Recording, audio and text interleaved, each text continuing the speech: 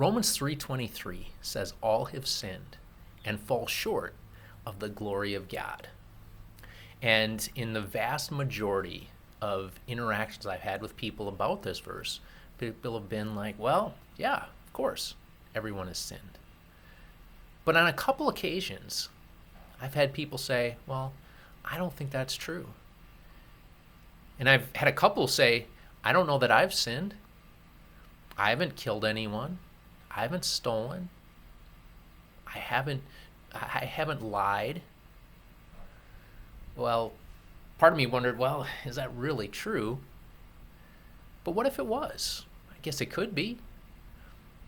And as I wrestle with that, and as I've looked at that verse, try to understand, okay, what is the Bible saying in that verse where it says all have sinned? And looking at that specific verse, the word seems to be a missing of the mark. Well, you might say, well, okay, so what is that actually saying?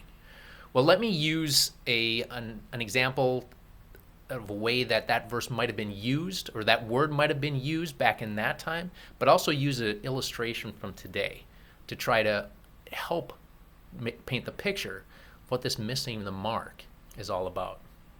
So back in that time, this word would have been used in other contexts, but one of them would have been in an archery context. And let's say there are two archers, and they're a distance apart. And instead of having a target be upright, they drew a target on the ground. And they made a little circle, and the goal was for one archer to shoot the arrow and have it land in that circle, in the target. And if it landed in the target, great. If it landed outside of the target, that was missing.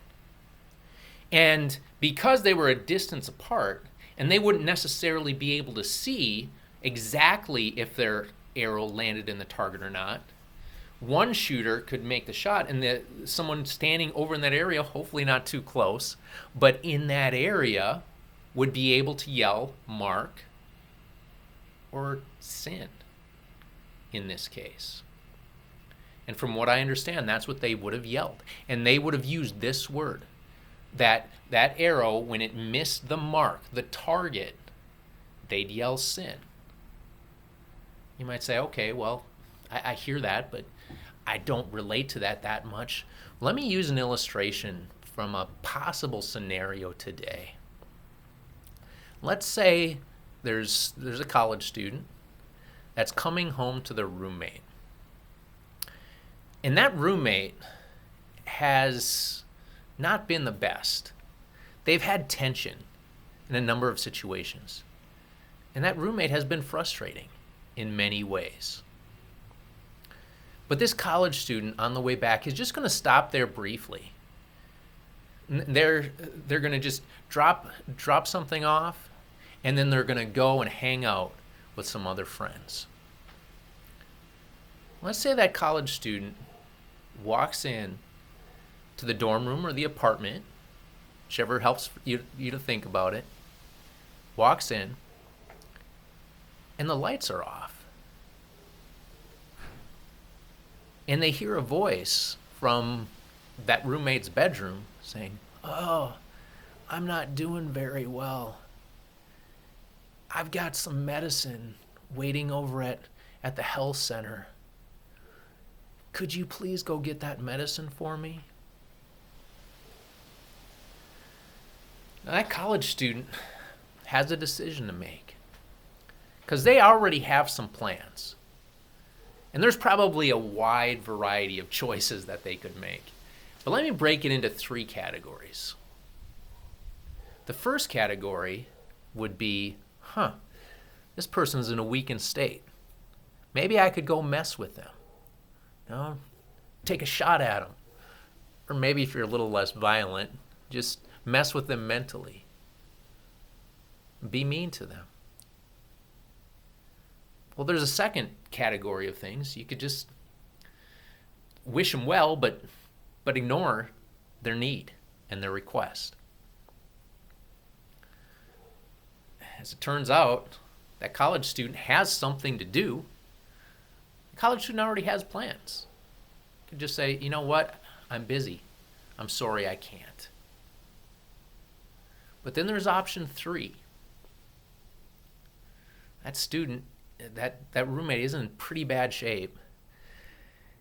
And they're really probably the only one that can get the medicine that would really bring relief to this roommate. And even though things haven't been so great between them, they could get the medicine and postpone their time getting together with other friends by a little bit. And the question is, for that college student, if they're seeking to follow God, who called them to love him with all their heart, soul, mind, and strength, and love their neighbor as their self, their roommate would fall under that, which of those 3 actions would be sin? Now, everyone would agree that the first one would be. And I would think that everyone would agree that the third one would be not sinning, would be hitting the mark. But what about that second action? Well, most of us would just think, well, there's nothing wrong with that action. I mean, they're not doing anything to harm that person.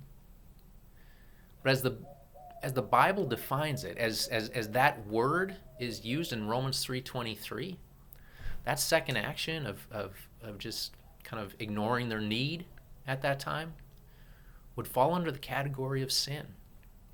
It would be missing the mark. And when I came to learn about this whole concept of wow, missing the mark is coming up short of God's standard, I was like, that's kind of what the verse is saying. All have sinned, all have missed the mark, and fall short of the glory of God. Huge standard. Perfection. And as I've come to understand how broad sin really is, it's not just doing evil things, just doing wicked things. It's also just failing to do the right thing. The understanding of sin is broad. And as I've come to understand that and been able to share that with those people who said, well, I've never sinned. They've seen, yeah, okay. With that broad definition, yes, I have. And I have fallen short of the glory of God. And we all have. That's one of the reasons why the cross is all that much more beautiful. That despite the fact that we're all sinners, Christ died for us.